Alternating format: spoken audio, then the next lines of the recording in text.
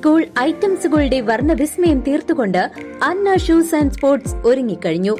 പുതിയ മോഡലുകളിലും ബ്രാൻഡുകളിലുമുള്ള ബാഗുകളും കുടകളും ഒരുക്കി കുരുന്നുകളെ വരവേറ്റുകൊണ്ട് അന്നയുടെ സ്കൂൾ കളക്ഷൻസ്. മിതമായ നിരക്കിൽ നിങ്ങൾക്ക് മാത്രമായി ഒരു showroom. Anna shoes and sports, Canara ബാങ്കിന് മുൻവശം, ചേലക്കര. ഹരിതസമേതം വിത്തുപന്തേറിന്റെ സ്കൂൾ തല ഉദ്ഘാടനം പങ്ങാരപ്പള്ളി ALP സ്കൂളിൽ വെച്ച് നടന്നു. ഹരിതസമേതം വിത്തുപന്തേറ പങ്ങാരപ്പള്ളി ALP സ്കൂൾ തല ഉദ്ഘാടനം പങ്ങാരപ്പള്ളി പാടശേഖര സമിതി പ്രസിഡന്റ് ദാമോദരൻ ഉണ്ണി മാസ്റ്റർ ഉദ്ഘാടനം ചെയ്തു. ഒരു പരിപാടിയാണ് എന്ത്, ഈ ഉണ്ട വിത്ത് അതിൻ്റെ ഉള്ളിലുണ്ട് ഇല്ലേ. ഇതിനോട് പറയുകയാണെന്നുണ്ടെങ്കിൽ കുറച്ച് പഴമക്കാർ, കുറച്ച് ഇതപ്പോൾ സുവേട്ടൻ്റെ ഒക്കെ കാലത്ത് കുറച്ച് കാലം മുമ്പ്, ഒരു 10, 30, 40 കൊല്ലം മുമ്പ് വരെ നമ്മുടെ സ്വന്തം വിത്തുകൾ നമ്മുടെ കയ്യിലുണ്ടായിരുന്നു.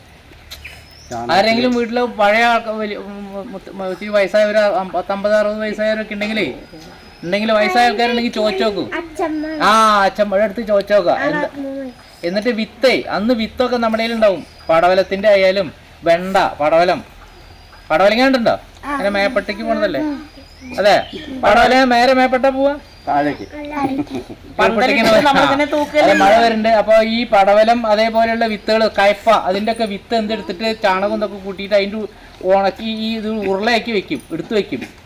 ഉരുളയാക്കിയിട്ട് എടുത്തു വെക്കുക ചെയ്യുക. എന്നിട്ട് ആവശ്യ സമയത്ത് കുത്തിയിടുന്ന സമയത്താണ് അതിന് എടുക്കുക. അപ്പൊ നമ്മുടെ കയ്യിൽ അന്നും ഇതേപോലെ ഇത് HM ശോഭ, പാടശേഖര സമിതി ട്രഷറർ സുകുമാരൻ നമ്പ്യാത്ത, ഷീബ, ഷറഫുദ്ദീൻ മാസ്റ്റർ, സിന്ധു എന്നിവർ ചടങ്ങിൽ പങ്കെടുത്തു. ഹരിത ക്ലബിലെ അംഗങ്ങളും വിത്ത് പന്തേറിന്റെ ഭാഗമായി. കുഞ്ഞു കൈകൾ എറിയും 1 ലക്ഷം പന്തുകൾ. പന്തുകളിൽ അടക്കം ചെയ്തിട്ടുള്ള വിത്തുകൾ മഴയത്ത് മുളച്ചു പൊന്തി ഭൂമിയെ ഹരിതാപമാക്കി മാറ്റുക എന്നുള്ള പദ്ധതിയുടെ ഭാഗമാണിത്. പണ്ടുകാലത്തും കർഷകർ വിത്തുകൾ മണ്ണിന്റെ ബോളുകളാക്കി സൂക്ഷിച്ചു വെക്കാറുണ്ടെന്നും വിത്തുകൾ ചെറുജീവികൾ തിന്നാതിരിക്കാനാണ് ഇങ്ങനെ ചെയ്യുന്നത് എന്നും ഉണ്ണി മാസ്റ്റർ പറഞ്ഞു. കൃഷിയുമായി ബന്ധപ്പെട്ട പഴഞ്ചൊല്ലുകളും അർത്ഥവ്യാപ്തിയും വിശദീകരിച്ചു. കീടനാശിനികളില്ലാതെ ജൈവ പച്ചക്കറി കൃഷി പ്രോത്സാഹിപ്പിക്കേണ്ടതിന്റെ ആവശ്യകത സുകുമാരൻ നമ്പ്യാത്ത ഓർമ്മിപ്പിച്ചു.